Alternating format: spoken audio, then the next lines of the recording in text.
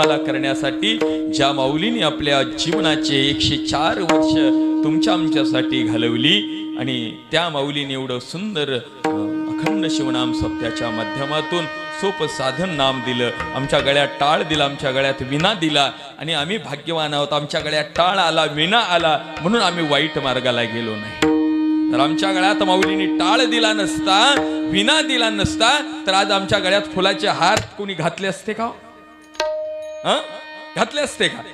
या माऊलींचे उपकार, हे माऊलीने दिलेला आम्हाला खूप मोठी देणगी आहे. आणि म्हणून त्या राष्ट्रसंतांच्या साठी आम्ही किती जरी केलो, ऐकी नाही, महादेव म्हणे फेडू जरी ऋण तण मन धन नाशिवंत. त्या माऊलींचे आमच्यावर अनंत उपकार आहेत, अनंत उपकार आहेत. आम्ही जर त्यांचे ऋण फेडू म्हणत असेल तर माऊली म्हणतात हे सगळं नाशिवंत आहे, कशानं फेडणार आहे? कीर्तन करून फेडू शकत नाही ना नामस्मरण करून फेडू शकत नाही. एकाच गोष्टीने फेडू शकतो ज्या माऊलीने आम्हाला मार्ग दाखवलेला आहे, ज्या माऊलीने आम्हाला उभं केलेलं आहे. त्या माऊलीचं कार्य असंच पुढे चालू ठेवत ठेवत त्या माऊलीने केलेला लावलेल्या वृक्षाला आम्ही नेहमी नामस्मरणाच्या माध्यमातून पाणी घालत घालत ज्या ज्या ठिकाणी आम्ही जाऊ, आम्ही स्वाभिमान असला पाहिजे आम्हाला की आम्ही राष्ट्रसंतांचे शिष्य आहोत.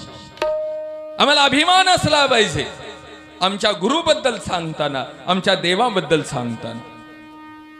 आणि ज्यावेळेस आम्ही आमची ओळख, मी नेहमी सांगतो, मी ज्यावेळेस मी कर्नाटकामध्ये कार्यक्रमाला जातो, तिथं माझे कार्यक्रम होतात, तिथल्या मठामध्ये माझी ओळख करून देत असताना सगळे लोक राष्ट्रसंतांचे मानसपुत्र शिष्य हो का आप्पांचे शिष्य म्हणून मला ओळख करून देतात. की मी स्वतःला भाग्यवान समजतो की माझ्या नावासोबत राष्ट्रसंतांचं नाव जोडलं जातं. याच्यापेक्षा आणखी काय हवं? आणि म्हणून आमच्या जीवनामध्ये ज्यानं भगवंताला मित्र केला, आहे की नाही, गुरुला मित्र केला, सखा तो जीवलग जीवीचा, गुरुची बंधू मित्र पूर्वज कुळीचा, आणि जयाने परसीव केला जीवाचा, तया श्री गुरुसी नमो नमो. आणि म्हणून त्या गुरुचं काय वर्णन करावं, आहे की नाही? ज्या गुरुने सिंहाशी दिले, आहे की नाही, महिषाशी दिले सिंह, पण आम्हाला सिंह बनवलं, आम्हाला छावा बनवलं, आम्हाला निर्भय बनवलं, ते आमच्या राष्ट्रसंतांनी बनवलं. आणि त्या राष्ट्रसंतांनी अशा अनेक गावामध्ये, म्हणून आपण सगळे भाग्यवान आहोत की त्या राष्ट्रसंतांचं आपणाला सानिध्य लाभलं. आपण मनमत माऊलीला पाहिलो नाही, महात्मा बसवण्णाला पाहिलो नाही, पण कदाचित आपण त्या काळामध्ये कपिलधारच्या डोंगरातले पशुपक्षी आसन आपण कदाचित, म्हणून राष्ट्रसंतांचा थोडासा सहवास आपणाला लाभला. त्या राष्ट्रसंतांच्या सानिध्यामध्ये येण्याचं भाग्य लाभलं.